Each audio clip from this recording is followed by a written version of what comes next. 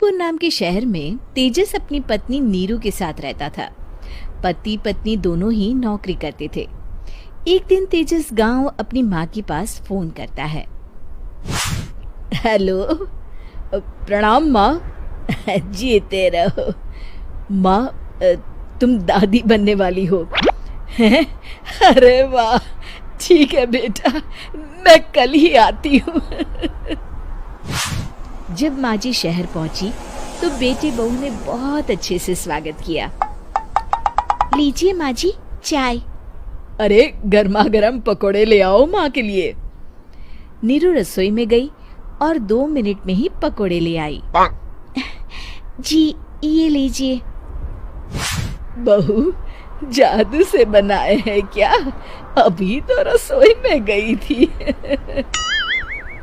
Yummy.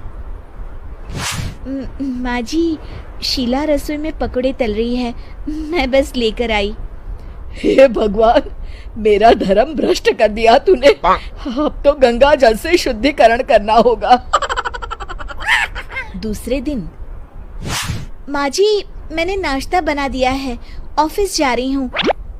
पर अभी तो घर का सारा काम पड़ा है। शीला आती ही होगी, झाड़ू पोछा बर्तन कपड़े वो सब कर लेगी। हमारे जमाने में घर का सारा काम हम ही करते थे।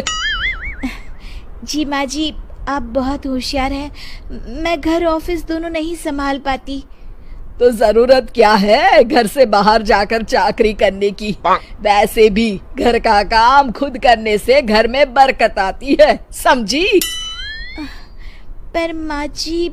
पर वर कुछ नहीं, इस महीने की पगार मिले फिर ऑफिस बंद है। हाँ। रात को नीरू तेजस से कहती है, सुनिए जी, माँ जी बोल रही थी कि मैं नौकरी छोड़ दूं। वैसे ठीक ही तो है, अभी तुम्हें आराम की जरूरत है। फिर भी आराम कहाँ, शीला को छुड़ाने के लिए बोल रही थी। तो अब 24 घंटे में इतना काम तो कर ही सकती हो। पर जॉब पसंद है मुझे, घर पर मन नहीं लगेगा। अगले दिन जब दोनों ऑफिस के लिए निकल रहे थे, मेरी तो कोई कीमत ही नहीं है इस घर में। माँ जी, आजकल महंगाई बहुत है, रहन सहन भी बदल गया है, दोनों नौकरी करते हैं तभी ठीक रहता है। अच्छा, तू कहना क्या चाहती है? मेरा बेटा तुझे बिठा के खिला नहीं सकता? तू ही इस घर का खर्च चला रही है, हैं? नहीं माँ जी, मेरा वो मतलब नहीं था। मतलब खूब समझती हूँ, ये बाल धूप में सफेद नहीं किए मैंने। हाँ। अब तो ये रोज का काम हो गया था। तेजस भी रोज की झिकझिक से परेशान हो गया था। एक दिन उसने कहा, नीरू, वैसे भी तुम्हें मैटरनिटी लीव मिलने वाली है, तो अभी से ही छुट्टी ले लो। पर क्या, मेरी सैलरी अच्छी खासी है। आखिर नीरू ने रिजाइन कर दिया।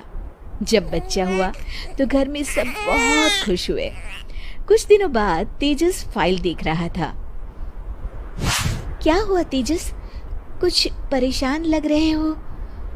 हाँ, वो हमारी जितनी सेविंग्स थी वो तो हॉस्पिटल में और छठी के फंक्शन में खत्म हो गई है नीरू।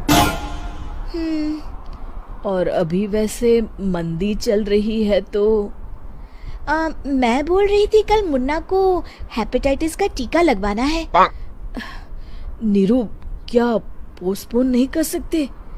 नहीं जी, बिल्कुल नहीं। अब तेजस को समझ में आ रहा था कि उससे गलती हुई है। पैसों की कमी का असर घर के माहौल पर भी पड़ रहा था। अगले दिन, बेटा मेरा चश्मा और ये दवाइयाँ ले आना, पर्चा देते हुए माँ जी ने कहा। जी। तेजस, मुन्ना के लिए दूध का डिब्बा और डायपर भी ले आना, और ये किराने के सामान की लिस्ट है, इसे भी लाना है। तेजस गुस्से में लिस्ट मरोड़कर फेंकता है और चिल्लाता है, पैसे क्या पेड़ पर उगते हैं? ये ले आना, वो ले आना। अरे पर ये जरूरत का सामान ही है। वो गुस्से में बिना कुछ कहे ऑफिस चला गया। अरे लंच तो ले जाइए।